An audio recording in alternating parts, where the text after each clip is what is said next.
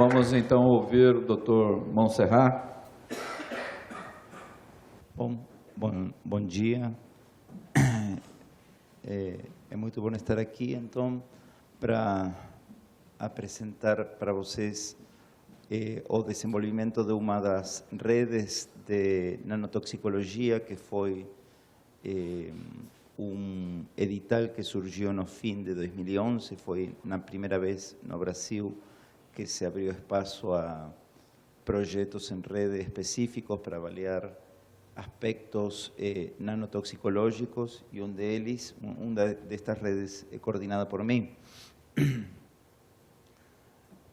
Então, vou falar, o conteúdo vai ser a respeito de aspectos gerais, que publicações científicas temos gerado, que ações educacionais temos gerado a partir de cursos, depois aspectos financeiros, como está sendo gerenciada em termos de dinheiro a rede, e finalmente algumas perspectivas, algumas necessidades que já após mais de quase 2 anos e meio, 1 ano e meio, desculpa, de andamento da rede, surgem necessidades, na minha opinião, não?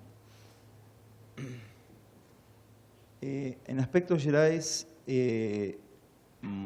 a apresentação que nós fizemos no fim de 2011 foi associada a nanotoxicologia ocupacional e ambiental, subsídios científicos para estabelecer marcos regulatórios e avaliação de riscos, e compreende, aliás, várias instituições, ¿sí?, que estão aí detalhadas na figura, com basicamente 2 eixos centrais, um associado à toxicologia ambiental e outro associado à toxicologia ocupacional. ¿Sí? Esses foram os 2 eixos de nossa proposta. Em função disso, alguns objetivos foram propostos, incluindo avaliar o risco ambiental potencial dos nanomateriais, avaliar o risco ocupacional potencial dos nanomateriais, compilar a informação toxicológica que servisse como subsídio racional para estabelecer ações regulatórias. E, por outro lado, como um ponto também muito importante para nós, era promover a difusão de conhecimento gerado pela atividade da rede em forma livre e gratuita, através de cursos online no sistema de educação à distância que nós oferecemos e estamos ainda oferecendo. Havia 8 instituições acadêmicas e organizações de 4 estados diferentes de Brasil, constituindo a rede, e ainda um membro externo, uma empresa argentina, que teve interesse de avaliar alguns produtos de nanoprata que eles estão desenvolvendo, avaliar a toxicidade deles, coisa que fizemos. Desde o ponto de vista de publicações científicas, temos gerado vários artigos na área de toxicologia ambiental.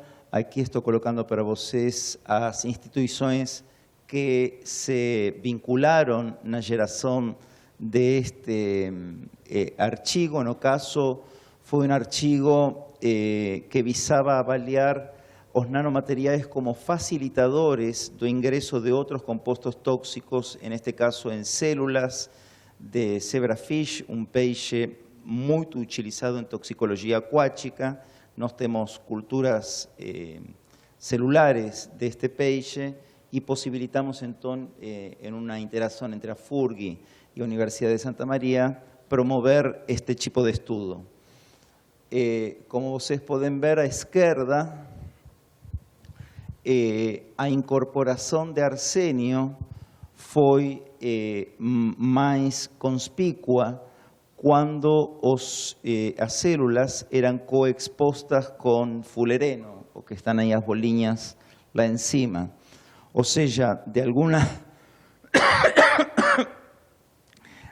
forma, o conceito que já foi levantado no 2007 por Limbach e colaboradores, o conceito de cavalo de Troia, onde a absorção a nanomateriais de compostos tóxicos facilitaria sua intrusão celular, de fato nós verificamos maior concentração intracelular de arsênio quando as células eram coexpostas não apenas com arsênio, mas também com fulereno. Do lado da direita, vocês podem ver não tenho aqui para, vou colocar assim com dedão. Aqui. Vocês podem ver este pico de glutationa reducida. Esse pico de glutationa reducida é uma resposta típica frente a baixas concentrações de arsênio em células, ¿sí? Não é uma resposta inédita. O que vocês sí podem observar é que quando fazemos a coexposição com fulereno, esse pico de glutationa reducida se reduz, o que de alguma forma nos faz pensar, ainda que não provar, que o arsênio pode ingressar dentro da célula associado ao fulereno, mas talvez não esteja biodisponível dentro da célula. Está em maior concentração, mas não está biodisponível, porque, por exemplo, esse pico na produção do antioxidante glutationa reduzida não se observa. Temos trabalhado também com modelos a ex vivo, ¿sí?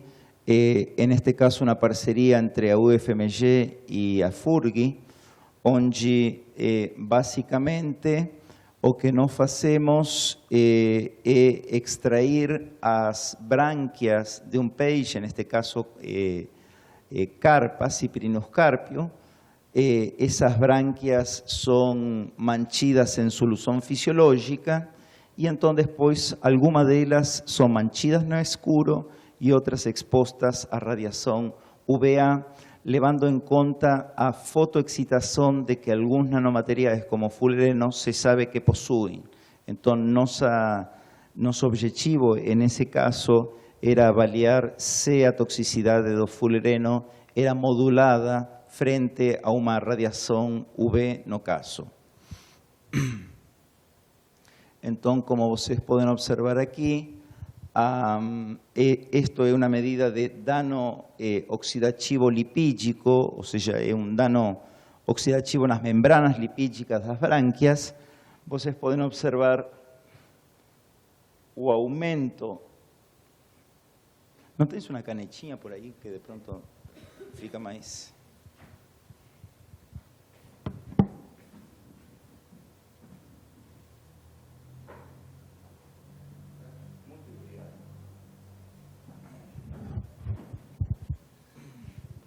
Vocês podem observar aqui como aumenta o dano oxidativo lipídico na escuridão, mas esse dano oxidativo aumenta ainda mais quando as brânquias deste peixe são sujeitas à radiação UVA, significando uma sinergia entre este tipo de radiação e a exposição ao nanomaterial de carbono fulereno.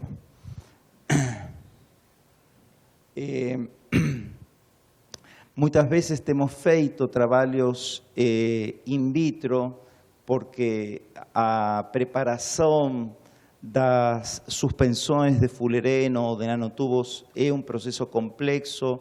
Eu, eventualmente, depois, na hora das perguntas, eu posso fazer vários comentários a respeito que me parecem que podem ser importantes. Então, neste caso, fizemos um estudo in vitro, onde vocês podem observar, neste caso, um aumento na concentração de glutationa oxidada no cérebro de carpa, desculpa. Glutationa oxidada é uma molécula que nós consideramos como un landmark en dano oxidativo, porque está indicando de que o estado redox da célula está muito oxidante, muito oxidativo, e então, nessas situações, a concentração de essa molécula, glutationa oxidada, aumenta. Ou seja, o que estou querendo dizer é que, nesta situação do ensaio, o que nós podemos ver é que a exposição in vitro ao fulereno em suspensões de cérebro deste peixe promove um estado muito peroxidante, favorecendo a geração de estresse oxidativo. Temos feito também, então, agora interagindo entre a PUC do Rio Grande do Sul, a FURG, a Universidade Federal de Santa Maria e Nanotech, a empresa argentina que está produzindo nanomateriais de... Opa, muito obrigado. Nanomateriais de carbono, de prata, nanoprata, desculpa. Nós, o que fizemos foi uma coisa muito interessante, para nós, pelo menos. A questão é esta. O uso de nanoprata está sendo muito intensificado em função, já foi mencionado aqui, seu uso hospitalar em função das suas propriedades bactericidas, certamente é um uso interessante, mas o que a gente deveria se questionar também é qual pode ser o impacto ambiental de resíduos ou eliminações deste tipo de preparações. E nós temos que nos lembrar que muitos organismos, incluindo esta lindo poliqueto, que seria como uma minhoca, a superfície corporal dela está habitada por inúmeras quantidades de bacterias que dan ciertas propiedades a ese organismo. Por ejemplo, esas bacterias que cubren la superficie corporal do animal dan capacidad de antioxidante frente a agresiones prooxidantes, peróxido de hidrogênio, por ejemplo, que puede aparecer na agua durante picos de radiación UV, por ejemplo, naturalmente. ¿Sí? Entonces, lo que nós fizemos foi expor con suspensões de nanoprata geradas pela empresa Nanotech. Después o que hacíamos era tirar amostras de bacterias da superfície corporal do organismo, plaquearlas y entonces ver cuál era a produção de bacterias asociadas à superfície corporal de animais que tinham ou não sido expostos a nanoprata. E o que nós observamos é que o número de colônias na maior concentração de nanoprata caiu significativamente e ainda que a biomassa, ¿sí? O peso das colônias crescidas em placas de agar foi significativamente inferior quando os animais tinham sido previamente expostos a maior concentração de nanoprata, significando de que interações biológicas um pouco mais complexas, não apenas o animal, sino a interação entre um organismo e as colônias bacterianas que habitam a superfície desse organismo e que podem estar promovendo um efeito biológico positivo, pode ser eventualmente afetado. Temos depois visto alguns estudos, agora fazendo uma parceria entre a UFMG, FURG e PUC-RS, em termos de efeitos a nível cerebral, ¿sí?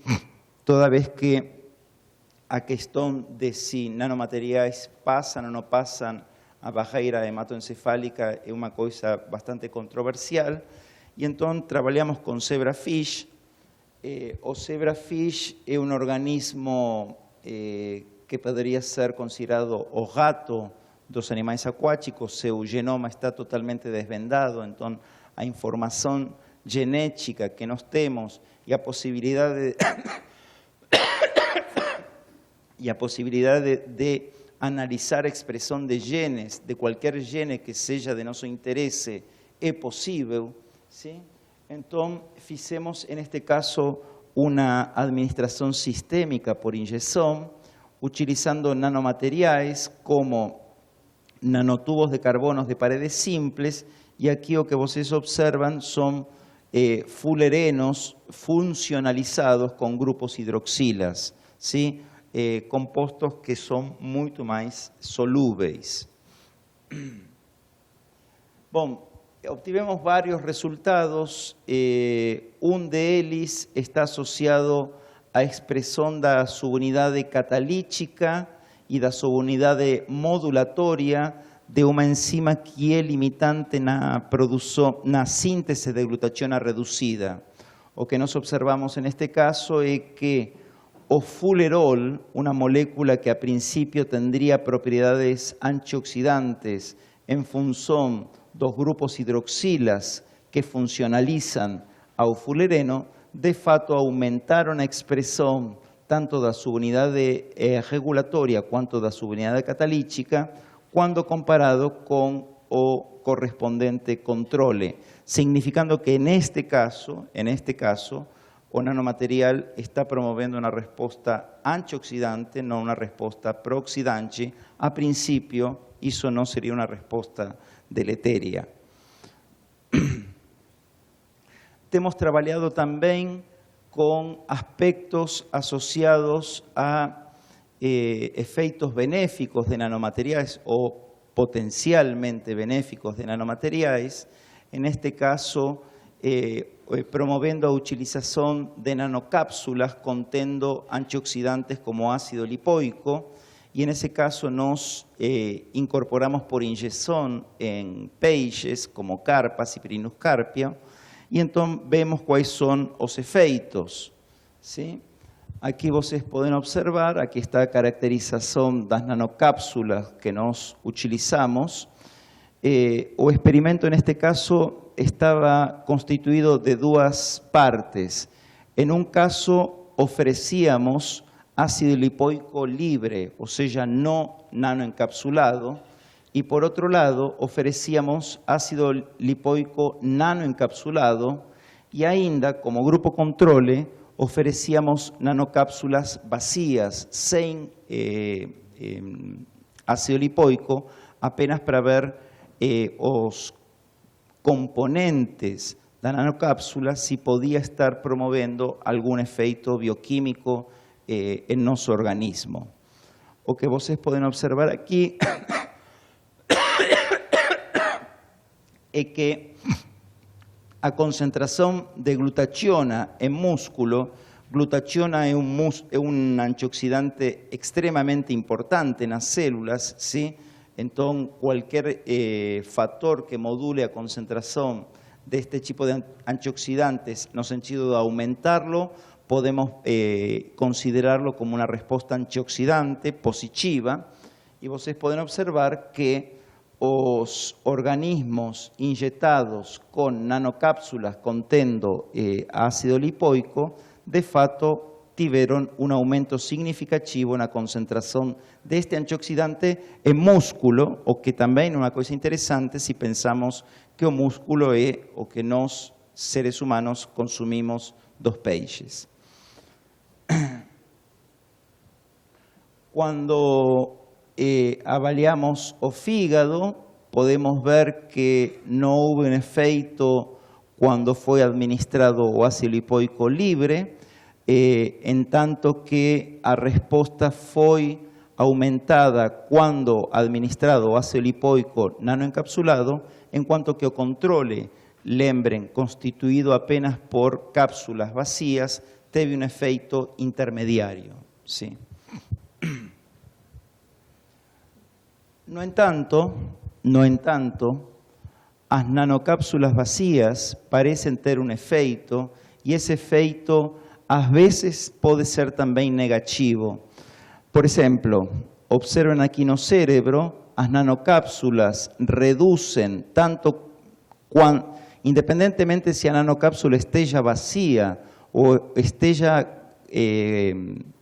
contendo ácido lipoico, se promueve una disminución significativa, muy significativa, dos teores de dano oxidativo lipídico, o sea, se está promoviendo un efecto antioxidante, y eso es bon, mas no parece ser que o carro-chefe de isso seja o ácido lipoico, parece ser algum componente específico da nanocápsula.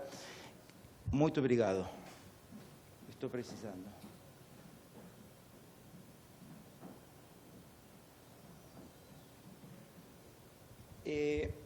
Observen também como, no caso do fígado, a nanocápsula sozinha promove um aumento da peroxidação lipídica. Isso não é bom, é negativo, sim? E a gente tem avaliado de que alguns emulsificantes que se precisam para fazer, constituir a nanocápsula, como por exemplo o polisorbato 80, pode ter um efeito prooxidante. En este momento o que nós estamos fazendo é fazer um screening de nanocápsulas com diferentes composições para ver qual é a que minimiza os efeitos negativos para que produzir uma nanocápsula de boa qualidade, digamos assim. E então, uma vez nesta condição, a gente preenche ela com o fármaco ou composto que seja de nosso interesse. Bom, finalmente temos publicado capítulos de livro também, 2 capítulos de livro este ano. ¿Sí? Em geral, os autores do capítulo do livro são sempre estudantes de doutorado, junto comigo. E então, ao todo, durante 2012 e 2013, foram publicados 8 artigos científicos em revistas internacionais e 2 capítulos de livros com a interação de 5 entidades ou organizações, 4 brasileiras e uma estrangeira, Nanotech, a empresa argentina. Agora, dentro do acionar da rede de nanotoxicologia, dos critérios que para nós foi muito importante foi promover a difusão do conhecimento em nanotoxicologia através de um sistema de educação à distância.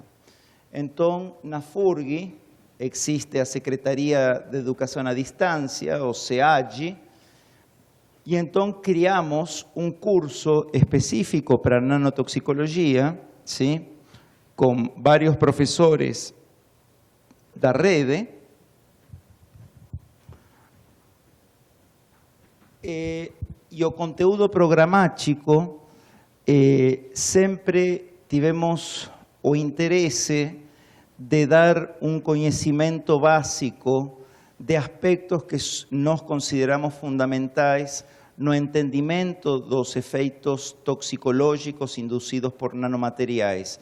Então, os alunos têm a oportunidade de ter uma introdução à bioquímica, sempre contando com exemplos de nanotoxicologia, biologia celular, fisiologia, biologia molecular e ainda introdução à toxicologia, conceitos básicos de toxicologia, para que finalmente, então, aí sim, eles possam abordar o módulo que vai a envolver todas as respostas biológicas, moleculares, bioquímicas, fisiológicas, etcétera, toxicológicas, é claro, e dessa forma o aluno pode compreender de uma perspectiva mais ampla.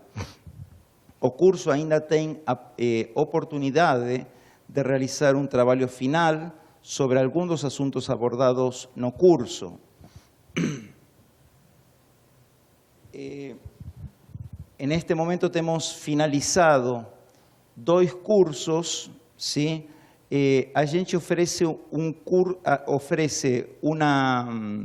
um certificado de 20 horas para os alunos que olham todos os módulos que dispomos no serviço. Usamos a plataforma Moodle, desculpen, tinha esquecido de nomear isso. E aqueles alunos que conseguem dar fim ao trabalho de pesquisa obtêm um certificado por mais horas, 120 horas, ou seja, temos dois tipos de certificados. Aqueles que querem não investir muito tempo, um tipo de certificado, aqueles que chegam até o fim com um trabalho final de conclusão do curso, outro tipo de certificado. En este momento estamos oferecendo dois cursos, um curso em português e outro curso em espanhol, para que seja aberto à América Latina. ¿Sí? Então, temos em Brasil, aqui vocês têm os alunos de que estados do Brasil vêm, e no caso de países de América Latina e de África, temos um aluno de Angola. Também vocês podem ver de onde aparecem. Então, basicamente, o que nós fazemos é, temos um material em português, um material em espanhol, e as pessoas se inscrevem gratuitamente, volto a dizer, e a FURG, através do SEAD, concluído o curso, emite um certificado que é enviado para o aluno. Aqui vocês têm aqui apenas uma ideia de como se vê a página, ¿sí? Então, por exemplo, este é um módulo que damos uma colega e eu, de bioquímica. Então, vocês têm algumas apresentações em PowerPoint, tens aulas também em PDF, depois criamos uma bibliografia que basicamente está constituída de papers, ¿sí? E depois tem um foro de discussão, onde eles podem colocar algumas dúvidas, a gente coloca respostas, se conseguimos responder, e, finalmente, um questionário que eles têm um prazo para completar, para poder prosseguir no curso e avançar até o trabalho final. ¿Sí? Eles têm que aprovar cada uma das unidades para estar em condições de preparar o trabalho final, se é que desejam chegar a um certificado de 120 horas aula. Este é um exemplo do certificado que a gente não, a FURG emite, ¿sí?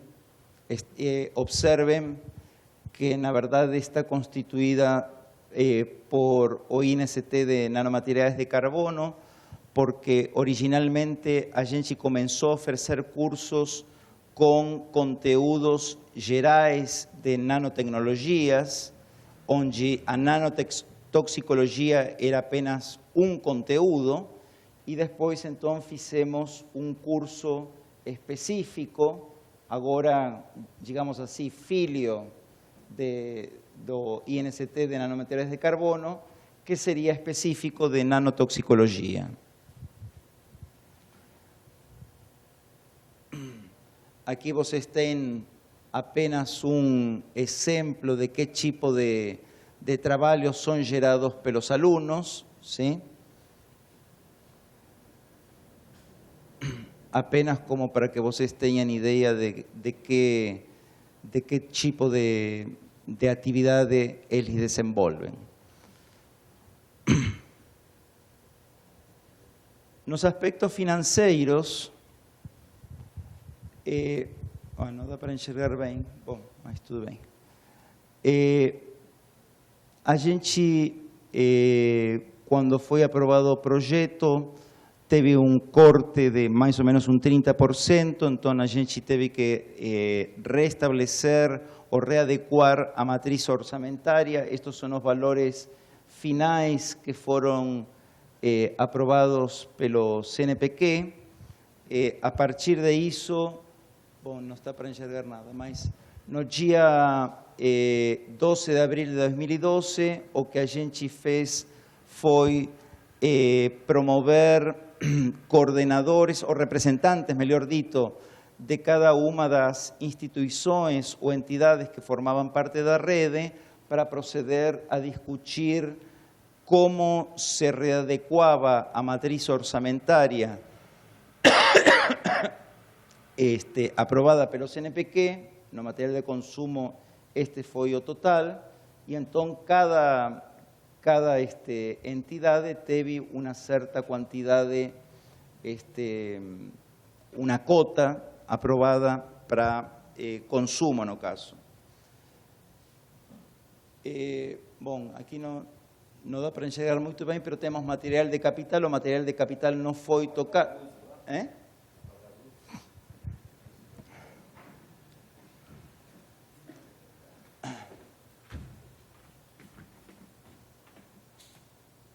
Aí está, obrigado. Melhorou. O material de capital não foi mexido, digamos assim, só apenas o material de consumo. Em diárias e passagens, o gasto que temos feito até agora é pouco, é baixo, se lembramos em conta que são mais de R$80.000 que estão disponíveis para diárias e viagens. Então, este é um aspecto que a gente tem que melhorar, na minha opinião. Material de consumo, alguns parceiros, por enquanto, não consumiram, então convido amavelmente a que consumam, há dinheiro para isso, sim? E material de capital, até agora, não temos comprado nada, sim? E isso é importante porque havia pessoal da Fiocruz e da USP que tinha pedido material de capital, que então seria importante, na minha opinião, proceder já à compra, porque até agora da rubrica capital não tem sido utilizado nenhum real nesse aspecto. Em perspectivas futuras, para mim é importante, temos que intensificar os intercâmbios, ¿sí? Tem que haver mais viagens. O segundo ponto para mí es importante porque para mí resulta difícil visualizar cómo proceder, pero digamos, de alguna forma o pessoal de direito tem que pegar o subsídio dos dados toxicológicos, seja de toxicologia ambiental ou seja de toxicologia ocupacional, desculpen, aqui coloquei as duas vezes igual, de forma de elaborar aspectos que possam logo vingar en normas o propostas regulatorias. Eso me parece que merecería una reunión específica entre os grupos.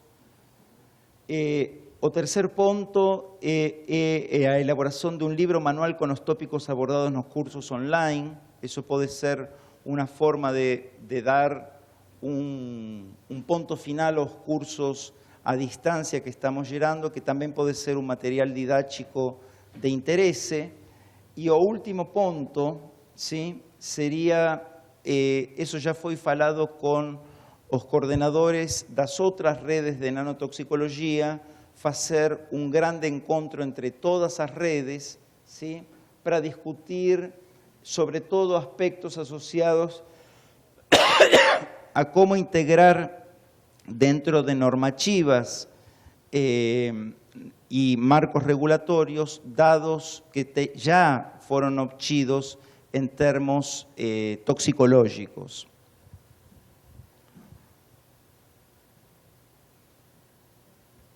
Ainda como un lembrete final, lembrar que sempre que qualquer produção científica, literária, etc., seja produzida pelos integrantes da rede, nós temos colocado algumas formas de incluir nos agradecimentos o apoio do MCTI e CNPq, toda vez que são os que estão apoiando a rede. gostaria de agradecer à comissão organizadora, sim, e agradecer a atenção de vocês. Muito obrigado.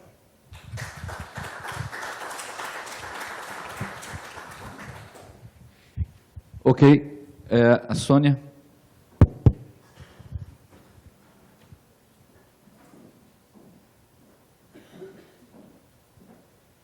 Sônia, diz que é melhor a gente ficar aqui para ter acesso.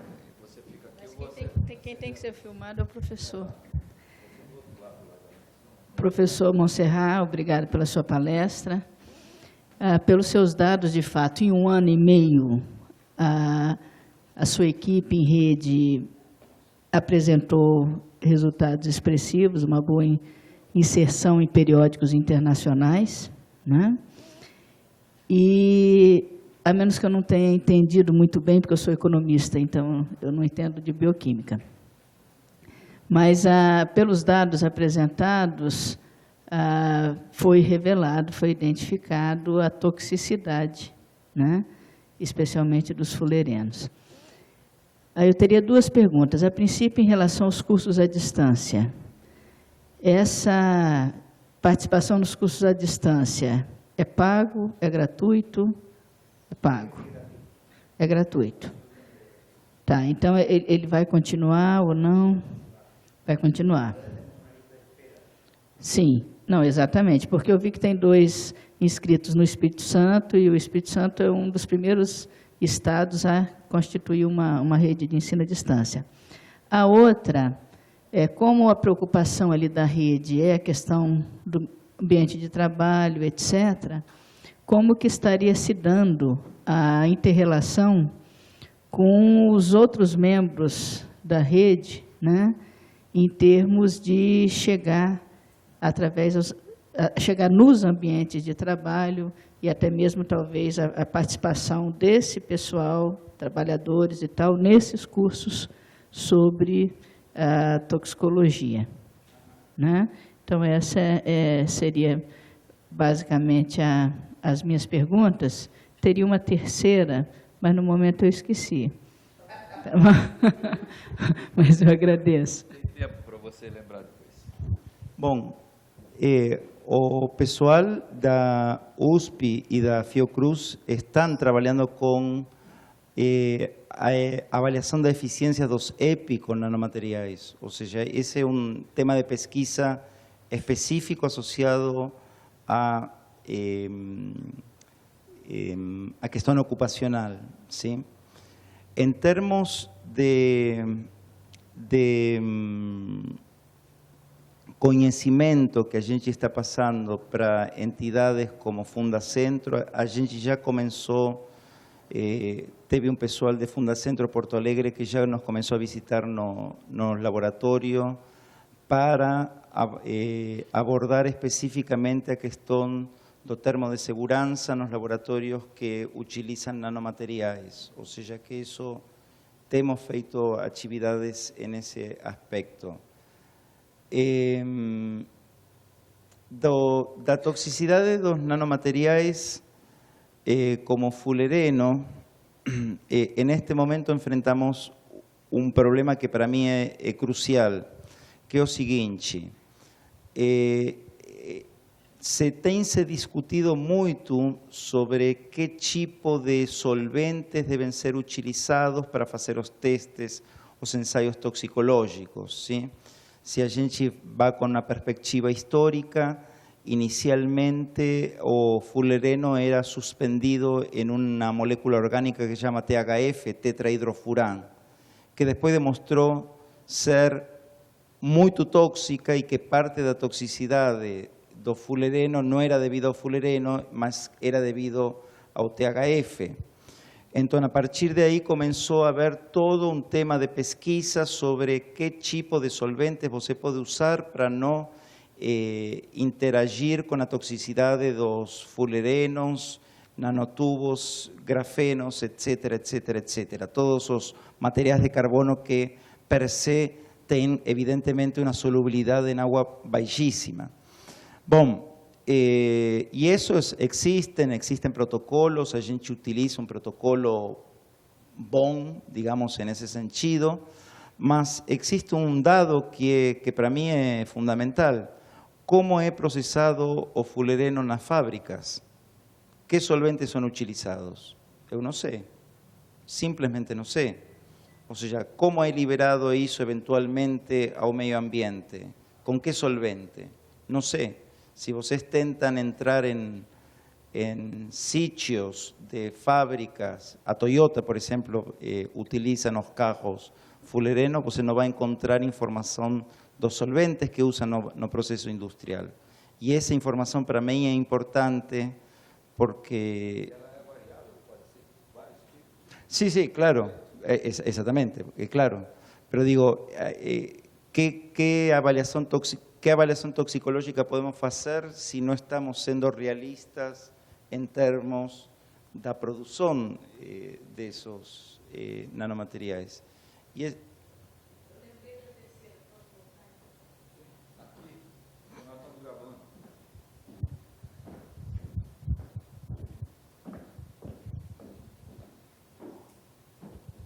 Em rede com essas pesquisas está o FMG. E as suas pesquisas apontam para a toxicidade dos nanotubos do fulereno. E está sendo investido com essas mesmas verbas uma unidade de produção de nanotubos envolvendo a UFMG. Né? Qual o diálogo que há entre essas equipes de toxicologia com a unidade de produção que tende a vir já praticamente em escala industrial? Isso seria um diálogo que deveria acontecer. Sim? Eu não tenho feito esse diálogo.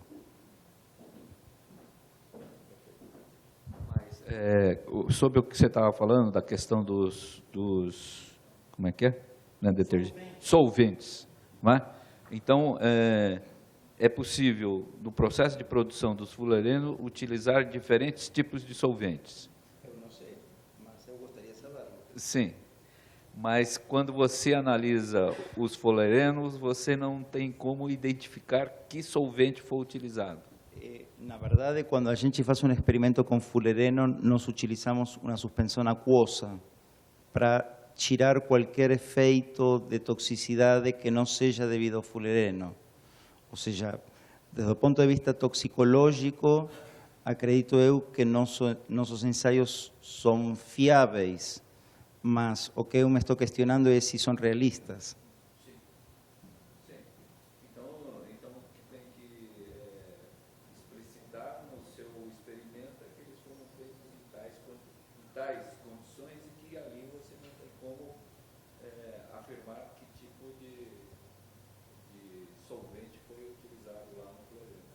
No, de nuevo, o fulereno, nós utilizamos un fulereno que é produzido pela UFMG.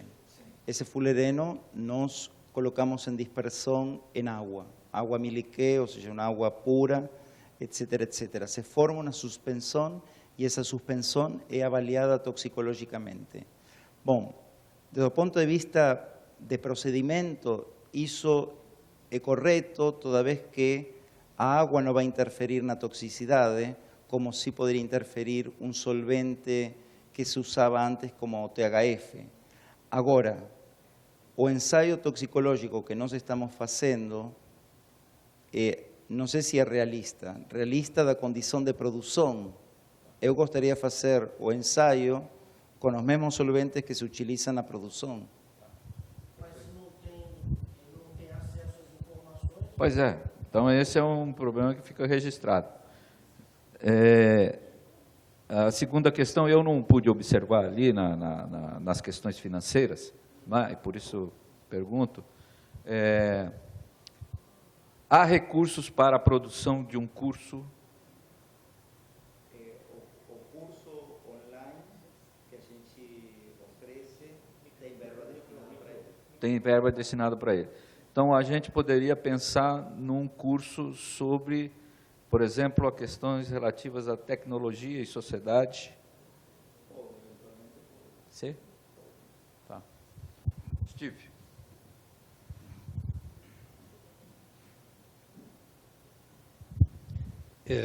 Felicitaciones por una ponencia excelente y un programa de mucho valor. En cuanto al reto de convertir datos taxonológicos hacia normas reglamentarias, que creo sería conveniente entrar en contacto con el doctor Brykhuysen en Neerlandia, porque él está estableciendo un código de valores de referencias toxicológicos y está haciéndolo a través con una colaboración sindical, ¿no? Y empresarial. Entonces, yo creo que además de invitar a los estudiantes y los profesores de Derecho aquí en Brasil a hacer este cursillo para fundamentarse en la toxicología, entonces entrando en contacto con el profesor Brykhuysen y Brykhuysen, sí. Entonces, usted podría hacer grandes pasos hacia la realización de este desafío. Esse professor, o Peter, deu uma conferência para nós ontem aqui, por Skype. Nós temos a apresentação dele aqui, eu posso te mandar, eu posso te passar agora, seu pendrive aí. E o Guilherme também tem essa possibilidade. Perfeito? Arline.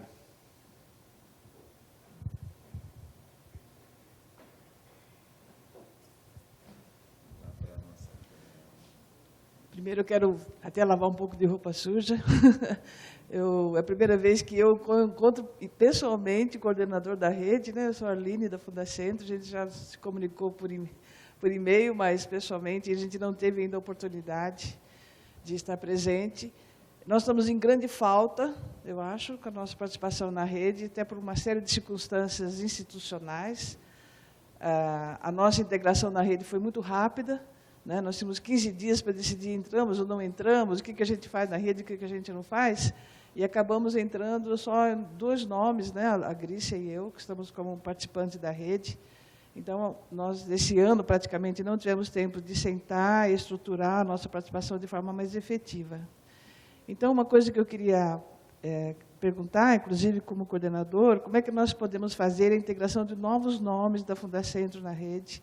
Um deles, por exemplo, é colocar o nome do Luiz Renato. O Luiz Renato está no fim da tese de doutorado dele e, seguramente, um livro que vai sair da tese dele, ele está de acordo com os objetivos da rede. Agora, seria interessante que ele fosse integrado na equipe da rede, né? Isso não tem problema nenhum, ou seja, acho que se a gente não é flexível, não avança, ou seja, isso para mim é ponto pacífico, sim. Outra coisa é integrar os novos colegas nossos da Fundacentro. Por exemplo, nós temos aqui a Paula é farmacêutica bioquímica, está começando agora a discutir nano, então é uma possibilidade muito grande, né, Paula, de você se integrar, inclusive fazer o curso, né, de nanotoxicologia. Eu acho que seria bem interessante, né? A Gláucia também é uma colega nova da Fundacentro que poderia ser integrado.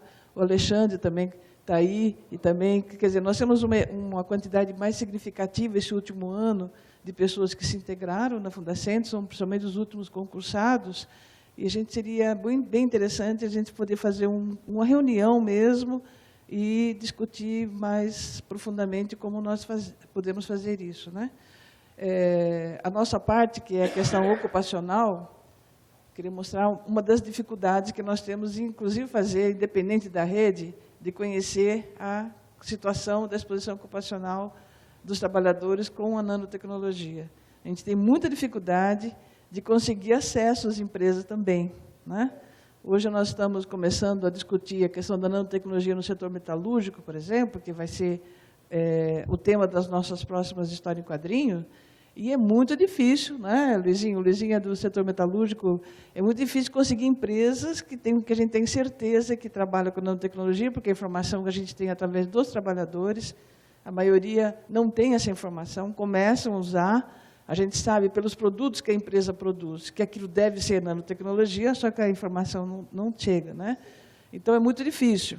Nós conseguimos uma primeira empresa, visitar uma primeira empresa, que nós tínhamos, que o sindicato localizou lá em Sorocaba, que trabalha com nanotecnologia. Aí chegamos lá, a desculpa é, não, mas a pessoa que era responsável já saiu, não é bem assim. Eles mostraram o setor em que eles, eventualmente, usam nanotecnologia de acordo com o interesse do comprador.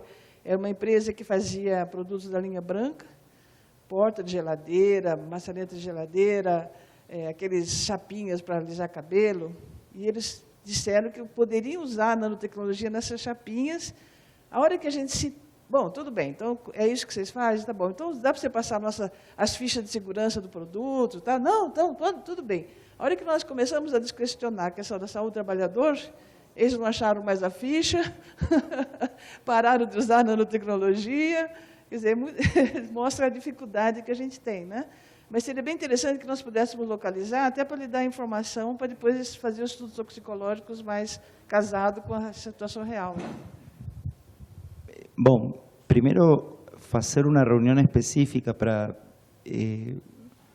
tratar o tema específico de vocês, me parece que passa a ser uma coisa prioritária. Eu estou totalmente disponível de reunirnos aqui ou onde seja. Isso para mim não é problema nenhum. Uma coisa que sim eu te posso comentar é que na semana passada apareceu Luiz, exatamente. Ele está fazendo seu doutorado, na verdade. E o que eu vi porque eu me imaginei de que empresas que trabalham com nanotecnologias não devem ser muito de portas abertas, imagino eu. A estratégia que ele teve, eu achei interessante. Ele está contactando laboratórios de pesquisa no Brasil. Bom, mas tudo bem, mas pelo menos no nosso ele foi. Pero pode ser uma alternativa para ver como é que as pessoas trabalham, que tipo de EPIs utilizam, etc., etc. Que se fazem com os resíduos, não? Qual é a política dos resíduos? Ele veio com um questionário e ficou nos perguntando tudo, mas talvez em instituições de ensino e pesquisa seja mais fácil, talvez, não sei. É apenas uma sugestão. Luiz fez assim. Então, o Luiz, ele estava aqui até ontem, inclusive, me contou da visita ao seu laboratório. Ele está tendo dificuldade, inclusive, de laboratórios de pesquisa com nano de ter acesso. Bom, uma limitação dele, na verdade, é a questão de que ele não tem dinheiro para diária de passagem. Então, ele só está conseguindo contato com os laboratórios do Rio Grande do Sul. Talvez, se ele pudesse vir com mais frequência para outros estados, ele pudesse ter mais acesso. É uma coisa que a gente pode também acertar no âmbito da rede, né? Tem aí possibilidade, né, de deslocamento. Então, é capaz de a gente conseguir fazer para o ano que vem um trabalho com mais visita em laboratórios em outros estados, já que ele, no Rio Grande do Sul, não conseguiu acesso. O único laboratório que recebeu realmente foi o seu. Mas os outros laboratórios do Rio Grande do Sul falaram que está em reforma, outro que não podia, outro que está fazendo prova. Enfim, ele não conseguiu acesso.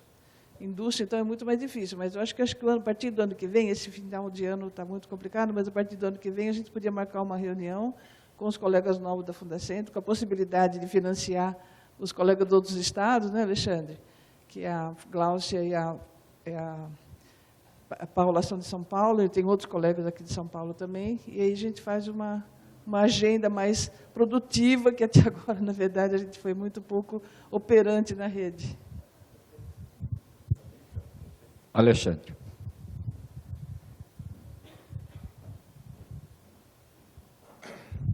Eu queria fazer uma pergunta para o doutor Monserrat, extensiva ao professor Wilson. Essa questão de sigilo industrial tem sido um assunto recorrente, um impeditivo para que as pesquisas avancem. No seu caso, você diz que você faz experiência em água, mas o cara pega o fullereno lá, bota uma outra substância, você não vai saber qual é a reação, foi isso que você disse. Minha pergunta é, não haveria um caminho jurídico, tendo em vista que no Brasil todo o investimento é feito com verbas públicas e há uma lei recente de direito à informação, ou seja, que os contribuintes têm direito de saber onde é que estão sendo investidos. Então, minha pergunta é, será que nós não teríamos como elaborar um caminho jurídico de forma a coagir ou obrigar essas empresas que trabalham com verbas públicas a mostrar e abrir as suas caixas pretas e dizer onde é que eles estão, como é que eles estão fazendo isso? Eu acho que Wilson deve ser melhor o que responda isso. Grande Wilson, aqui na frente para sair na fita. Para sair na fita. Bom,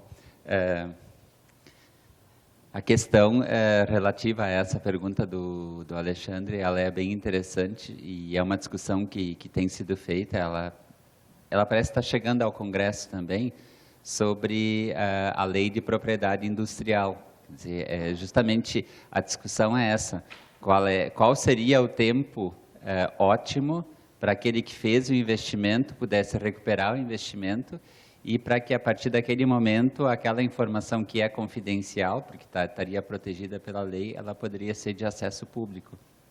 Concordo contigo. Mas tem uma outra questão também, tem muito investimento privado nessa questão da nanotecnologia, e, enfim, né?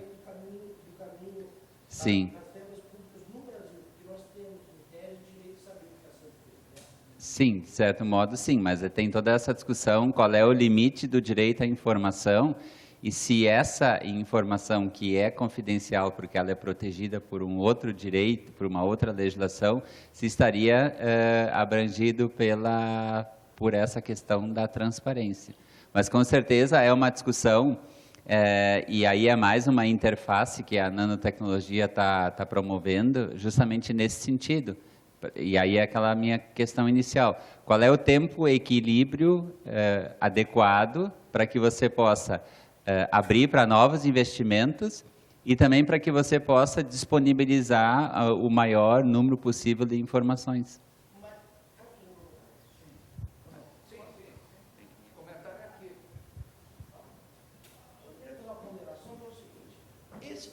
Esse tempo do cara receber o dinheiro é o mesmo tempo para intoxicar trocentas pessoas. Então, talvez isso seja voltando à questão inicial, assim, tentar achar um caminho que a gente possa acompanhar isso mais de perto. Por exemplo, como é que a gente poderia tentar fazer que a Embrapa, que é uma empresa brasileira, que produz nanotecnologia e desenvolve nanotecnologia de ponta com verba pública, como é que ela poderia fornecer subsídios para alimentar a rede de toxicologia? Bom, eu diria o seguinte, no caso da Embrapa, evidentemente tem muito recurso público e ela tem também acordos, por exemplo, com a Monsanto, né? E aí é o pau, não é? Aí é o complicado, não é? Aí tem muita coisa nessa área de semente, acho que não tem em relação à nanotecnologia ainda, né? Mas, sei lá. Mas há outros casos, não é? Há outros casos de que, embora quem foi aqui no lançamento da Iniciativa Brasileira em Nanotecnologia, viu lá os casos de exitosos, não é? Entre os quais o Marcos Pimenta, que esteve aqui ontem, esteve lá também apresentando o caso exitoso desse, da planta de nanotubos, não é? Mas teve o cara lá também do Rio Grande do Sul, que desenvolveu o protetor solar junto com a Silvia Guterres, não é? Todos com dinheiro público, perfeito? Mas mesmo com dinheiro público tem isso que o Wilson falou, o negócio da legislação de propriedade industrial, que, aliás, foi objeto de crítica lá nessa atividade, porque leva 3 anos, não sei o quê, por conta... Então, o negócio é complexo, mas nós temos que bater em cima. Perfeito?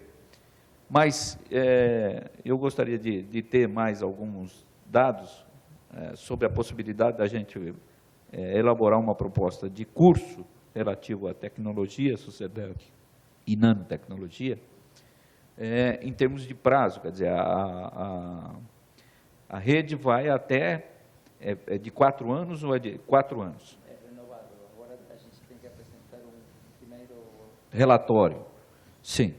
Bom, mas digamos que andou 1 ano e meio, né?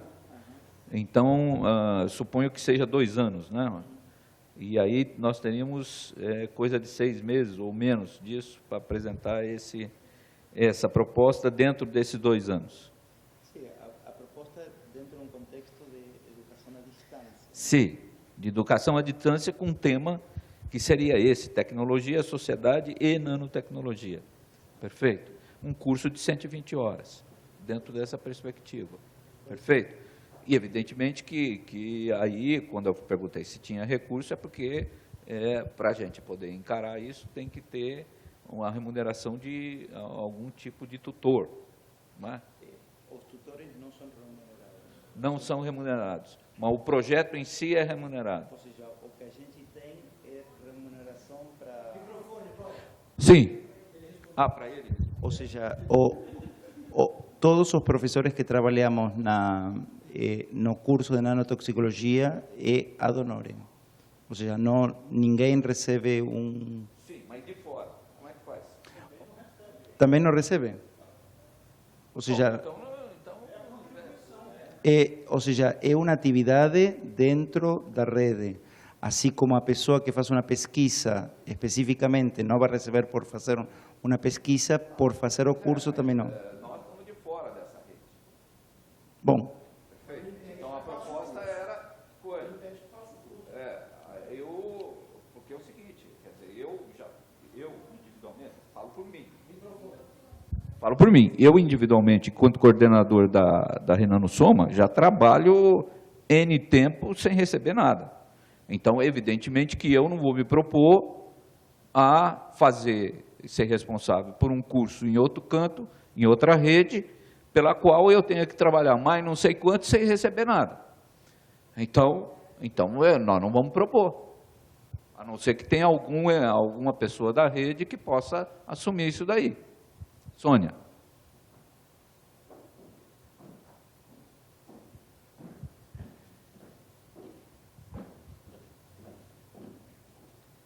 Não, eu só sugiro que essa questão do curso converse detalhe depois, né? Porque, a princípio, é a rede que está oferecendo. Eu, na verdade, voltei aqui muito mais para provocar um outro elo da rede, que é o professor Guilherme, e eu gostaria, até assim, tenho curiosidade de saber o que a equipe do professor está fazendo, como é que está a sua inserção nessa rede de toxicologia.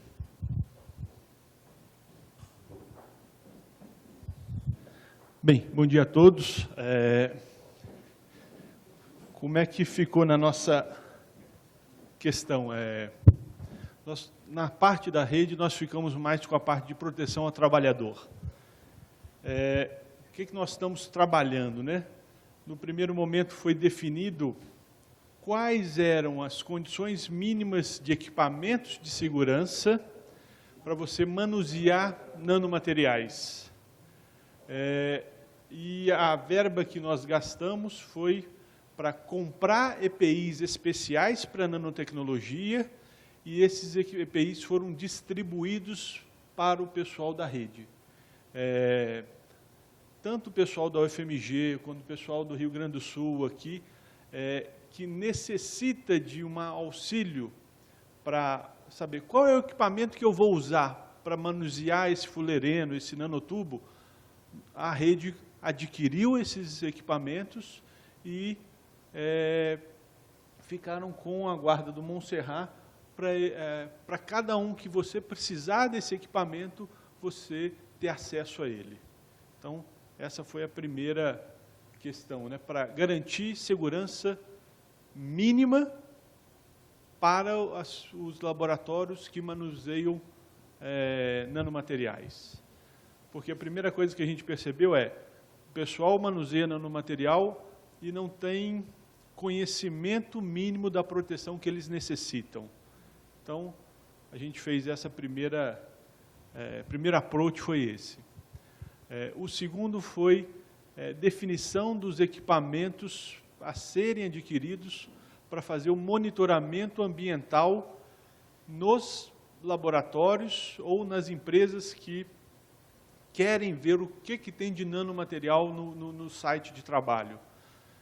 Nós conseguimos aqui, para monitorar o laboratório de polímeros, quando forem fazer adições de nanomateriais nos polímeros, e não conseguimos empresas. Empresas, nós não conseguimos. E um dos problemas dos equipamentos foi o seguinte: perdemos 30% na entrada, no corte, e perdemos mais 25% de variação cambial. Isso dá 50%. Você não consegue comprar meio equipamento. Meio equipamento não se vende. Então, a gente está conversando com o pessoal da Fundacentro, Fiocruz e da rede, para ver como a gente vai remanejar o dinheiro para comprar 3 equipamentos diferentes, um com verba do Ministério do Trabalho, um com verba da CAPES e um com verba do CNPq. Então, isso que está sendo acertado.